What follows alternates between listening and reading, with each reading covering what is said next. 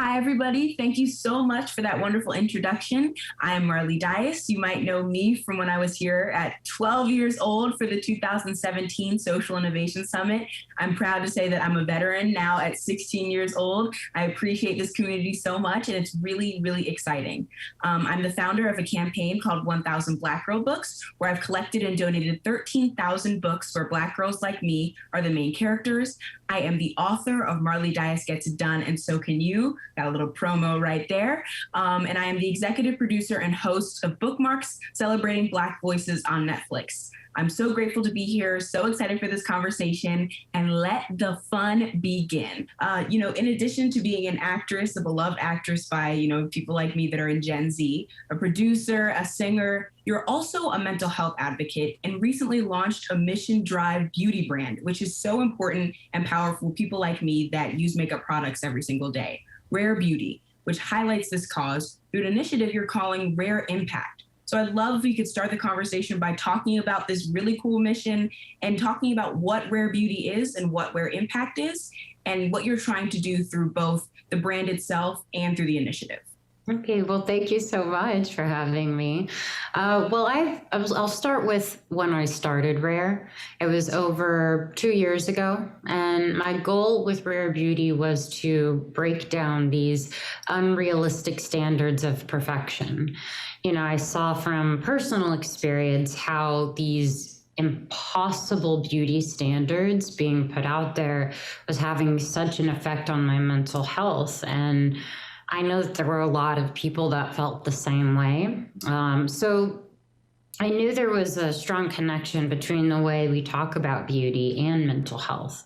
And I think we should discuss both of them. So that journey led me to launch Rare Impact and the Rare Impact Fund, which is Rare Beauty's commitment to making a difference.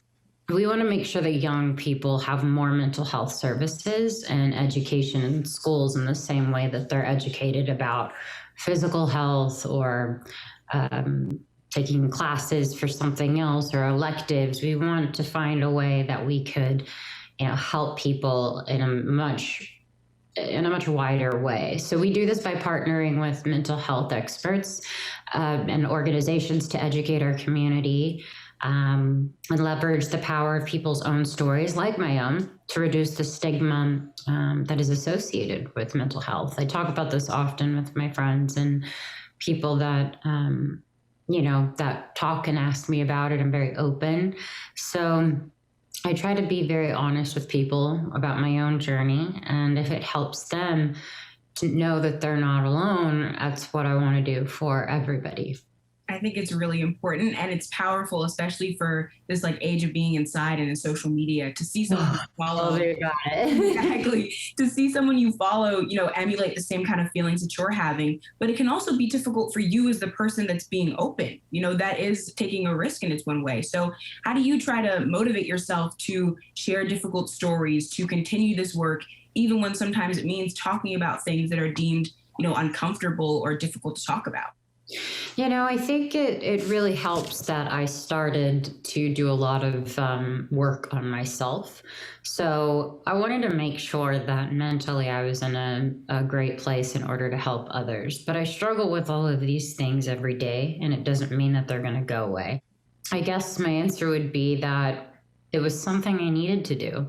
Once I felt strong enough, it was something that I could then talk about and know that it's much bigger than me. It's not just, me talking about my personal experience. It's also connecting with people who are like, wait, I feel the same way. And, oh, maybe I have something that I've, not been educated on properly. And how do I do this in a way that's safe for me, So my hope is that by sharing my own story and using my brand and platform to talk about and connect more people to resources that support their mental health, I can encourage others to get the help that they need. And hopefully, bring more mental health services to educational settings. Yeah, it's really critical, especially for Gen Z, because we're one of the larger groups on top of millennials to be in school right now. I still have to do online classes. I was doing statistics homework before I got here. But I know that our generation has, we have a ton of weight on our shoulders from environmental issues and politics and mental health advocacy for, our own benefit. And it can be very difficult to get overwhelmed. So a lot of, kids my age, we use apps like TikTok, or we watch things that we loved in our childhood when we were younger. I feel like we're aging like twice as fast. So whenever I see my childhood, it feels like 2 years ago was my childhood. But, what are some things that you do to handle the pressure and people that inspire you in that same way? Well, I heard a stat actually, and I want to make sure that this is right. That really terrified me. It said that 7 out of 10 Gen Zers were likely to report experiencing symptoms of depression. Mental health is really the issue of our generation. It's something that we need to urgently address, and I'm concerned that there aren't enough resources or education for people who need help at the moment. I was very surprised to see those numbers, and at the same time really sad, because I understand what people are feeling, and during the quarantine and during all this time, to think you really need the support that you can get. I have a lot of friends that deal with the same thing that I deal with, and I go to therapy, and I tried to find ways that keep me level-headed, but I'm not going to say it's easy. It's really hard, and I think that that's why I want to make a place that is like a community for them, that is a safe place, that is providing people the safety and the knowledge of what it is, and that we're on their side. So I definitely am proud that we're able to do that, and that's all we want to continue to do. It's a bold goal and an important one. And I think that building community is very critical, but COVID-19 for a lot of people took that ability to build it away because they spend time inside their houses. I haven't been to school in 2 years. It feels like it's been forever since I've had that space, but you've been using social media and the platform you have online to connect people. So what has, the past year been like for you, and what's helped you get through these moments? Because you've been doing some great work, but you have to have fun at the same time. Thank you. Of course. I am very aware of social media and the effects that it has. So I have to be honest. I have spent time trying to not fixate on that. And so I decided to transform my platform into, of course, sharing things that I love with my fans, but at the same time, I want to take advantage of the fact that maybe I could help just one person by talking about something, or by giving them a resource, or just letting them know in general that this is a place you can come to talk to other people who feel the way you feel. And that's what my whole goal was with Rare Beauty. And I think at the end of the day, that's all I want, is for people to feel less alone and to find ways we can make it accessible for everyone. It's just really, it's really cool to feel like there's an advocate that is of a certain platform or has a different spotlight that, some other young voices don't have. And for youth activists like me, it can be a challenging thing because we have to be open, like you said, and we have to build these communities. And it can put a lot of stress on, what we feel like we can do. And I've had a unique experience where I've grown up and spent from now being from 10 to 16 in the spotlight, or being the book girl, or things of that sort. And it can be difficult for me. But I've worked really hard with the help of my friends. They watch videos of me. We do group FaceTimes, my great friends, Omaya and Taylor and Nia, but they also struggle with these things. So how has your experience of growing up in the spotlight and maybe having friends who aren't and don't get all the complicated things and the unspoken things that exist as a teenager that grows up with an audience, and what do you want to accomplish from the experiences and sharing those experiences? Well, I think that I've been very blessed and very fortunate to have the life that I have. And of course, that comes with a lot of insecurities, that comes with a lot of vulnerability and strength that, to be honest, I wasn't sure that I really had in me. I think that it is a very scary step to start talking and opening up about things that are kind of hard for you to do that. And I think that how I accomplish that, hopefully, is that, we create the space for people that need that. And I guess I've already answered it in a way, because I'm not going to stop sharing my story. I'm not going to stop finding ways to meet with the proper educators and meet with the best psychiatrists who have been, working through all of this, people who study it. And I think that the people we have on my board is really good at helping other people figure out, all right, this is the best of the best, and we're going to figure out a way that we could do something for people that is a bit helpful, a little bit accessible. Again, I think that's what Rare Beauty is. That's all we've wanted it to be. And I really am thankful that I have a great team around me that also understand, like, they understand what it's like to have mental health issues. And it's a lot more common than people think. And there's such a stigma with it. And I think the way that I've continued to talk about it is that it's another form of taking care of myself. It's weird to be like, yes, I'm bipolar. It's like, okay, well, that's okay if it's hard for you to say, but at the same time, it's not a bad thing. It's like anybody else who's dealing with loneliness and, maybe dealing with grief and confusion. And then it starts to become second nature to you. And I think that's a part of what my brand, if you will be. It'll be about opening up and starting the conversations that are hard.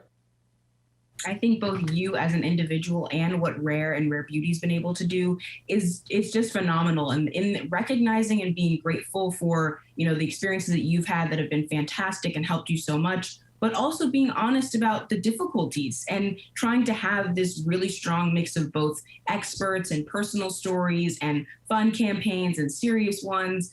But how did this all come to fruition? Because it feels like when Rare Impact and Rare Beauty was announced, everything was finished. Like everything was where it needed to be, the products, the name, the initiative, all of this stuff. And it seems like it took a lot of hard work, but, we don't always get a look behind the scenes. So how did this, how did this, idea come to you? And what was the mission at heart, and how do you hope it evolves? Well, from the first day I started Rare Beauty, I knew that I wanted it to be much more than just a beauty brand. I knew that I wanted to use it as a platform and an opportunity to help people in a tangible way. So Rare Beauty and the Rare Impact Fund were always meant to be a part of the same project. In terms of how it's helping to accomplish the mission, we have to start with the stigma of how people communicate about mental health. Do I feel like we're getting better at that? Yes. Do I feel like we need to do more of it? Yes. I want to change that, especially for young people, and especially in underserved communities. I launched the Rare Impact Fund to raise money and distribute funding to organizations that make mental health services more accessible, particularly in schools and educational settings, because that's where we spend most of our time when we're in these developing stages of life. 1% of all Rare Beauty sales go to the Rare Impact Fund. We also raise additional funds with the foundations and individuals, corporate partners, and communities to expand access for mental health. And then we partner with organizations that are already doing incredible work in that space, like the Trevor Project or jack.org. And we make sure they are getting the funds and resources that they need to grow and reach the things that they want to do, if that makes sense. It made perfect sense. I think it's perfect. And right now we're at the Social Innovation Summit, even though it's digitally. So a lot of these people are corporate partners that, might not know the difference between a highlighter, concealer, or whatever. Like they don't have always the vocabulary to understand the brand itself, but the mission is clear and the mission is strong. So how can people that aren't necessarily the target audience or, the people that are in schools every day help defeat this mental health stigma in the workplace or, in other environments? So what can they do to drive real change? Because they have a lot of power, but might not know how to use it in a setting like this? I have to agree that people may not understand, who are helping, try to help an organization. I relate to that because I end up spending a lot of time talking to people and in the business world and discussing it about, just kind of starting a conversation that ends up having them open up too. Rare Beauty has been working with the National Alliance for Mental Illness on a pledge we made to be a stigma-free brand. One of the first things we did as a brand was having all the employees participate in mental health first aid training.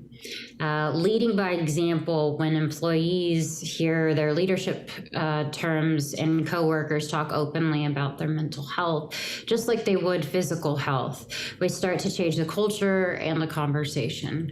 These stories change stigma and make people feel less alone. Providing access to resources, consistently establishing benefits that support mental health and communicating about them with employees.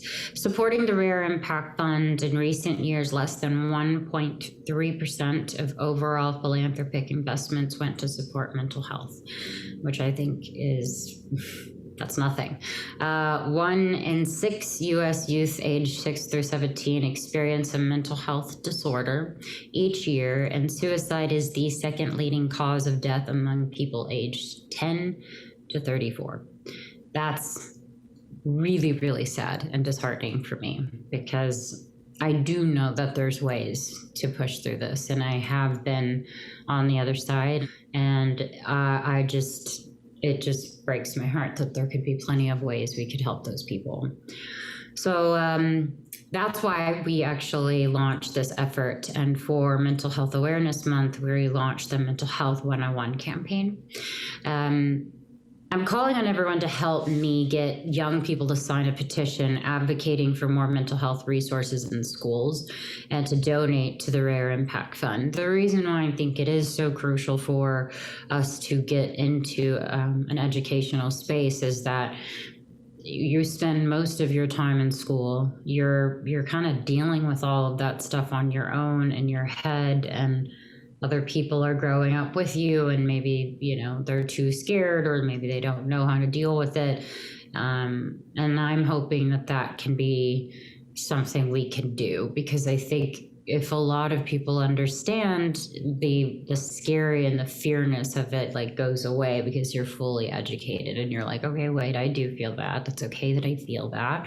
How am I going to get out of that? Oh, this is what I do. And, now you create a community. So people who do want to learn more about what we're doing can go to rarebeauty.com/mentalhealth101.